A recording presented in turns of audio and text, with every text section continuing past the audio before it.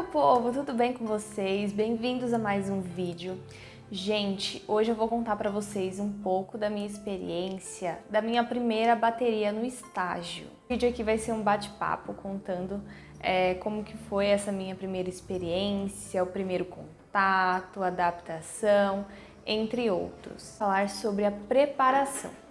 Na minha graduação, o estágio é o último passo, é a reta final da graduação. Então, o que a gente faz? A gente estuda primeiro todos os módulos, vê praticamente todas as principais áreas da fisioterapia e aí no último ano a gente vai para o estágio. E aí tem reunião pra gente ver o que pode e o que não pode, aquela época de você comprar materiais que você ainda não tem, de você mandar bordar o jaleco, essas coisas, sabe? Então teve a reunião e o meu estágio começava na quarta-feira. Eu escolhi primeiro uma UBS e aí eu fiz uma troca e decidi ir pro hospital. E por que eu decidi ir pro hospital? Porque nesse hospital que eu estava pesquisando, ele era mais para a pediatria e eu quero ir para a área da pediatria. Então eu decidi ir primeiro para esse hospital. E aí chegando lá, tinha algumas pessoas da minha turma que eram da minha sala, né? Então não foi 100% diferente assim, sabe? De não conhecer as pessoas, de ter que fazer amizade e tudo mais. Eu conheci pessoas sim que não são da minha sala, mas que viraram o amor da minha vida. Sério, eu vou levar pro resto da minha vida também. Falar com vocês sobre o primeiro contato com o paciente. A gente teve um período em EAD, né, estudando à distância, e do nada a gente cai numa aula de Covid.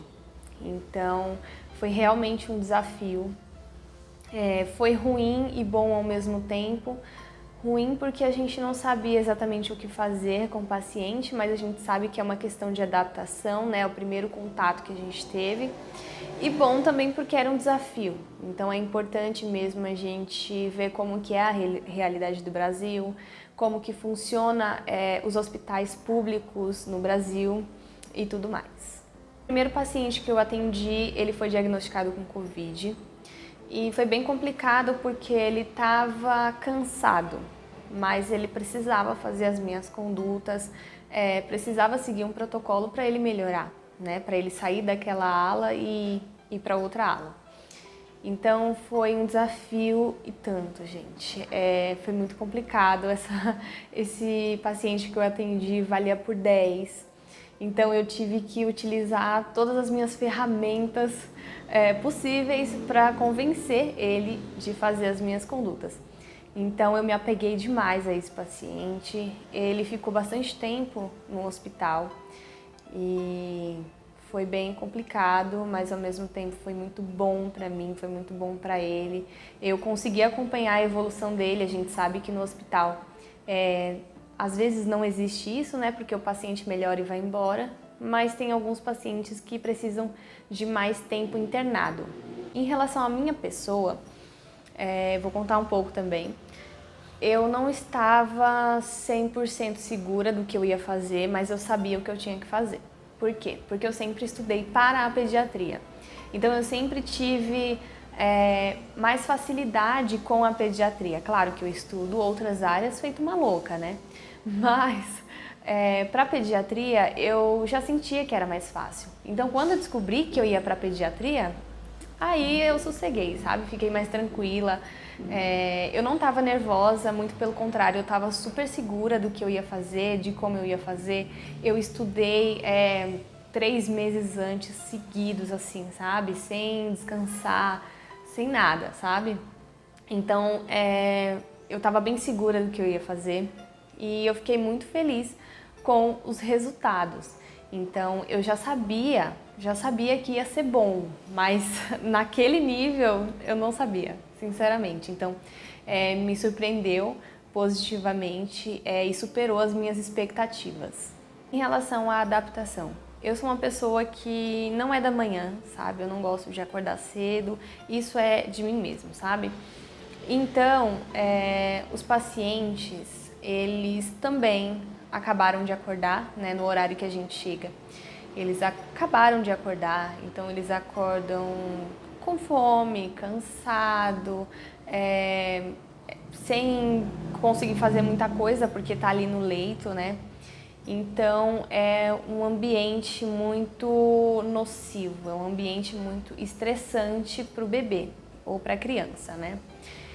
E a gente tinha realmente que se virar, a gente tinha que tirar brincadeira de todos os cantos, a gente tinha que inventar qualquer coisa para a criança realmente conseguir ficar bem, sabe? Se sentir seguro com a gente, para aí sim a gente conseguir passar nossas condutas. Então, essa questão de adaptação com o paciente dependia muito de cada paciente. Tinha paciente que era mais tranquilo, tinha mãe que era mais tranquila e outros acompanhantes também, né, que eram mais tranquilos. E em relação a estudar de manhã, por mim, eu não me adaptei por questão do horário, então ali mesmo essa questão do horário é meio complicado. E também essa questão de saber lidar com o paciente assim que ele acorda é um pouco complicado também. Em relação à dificuldade, eu tive dificuldades com o horário, que foi o que a gente já conversou. Tive um pouco de dificuldade em relação à equipe multidisciplinar, então entender basicamente o que um enfermeiro faz, entender o que um médico faz, o que um terapeuta ocupacional faz, o que um psicólogo faz, o que um nutricionista faz, entre outros. Então, faltou muito essa questão de conversa mesmo, sabe? De entender qual é o papel de cada um. Gente, em relação à pandemia, a pandemia atrapalhou essas questões de estudo, de estágio e tudo mais? Bom, ao meu ver não atrapalhou, porque eu pretendo fazer um vídeo sobre isso, tá?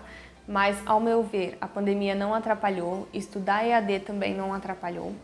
O único ponto é as aulas práticas, mas tem que ver também, porque assim, as aulas práticas da graduação, por exemplo, com 120 alunos numa sala, tem que ver se realmente é prática ou é só encheção de linguiça. Pronto, falei.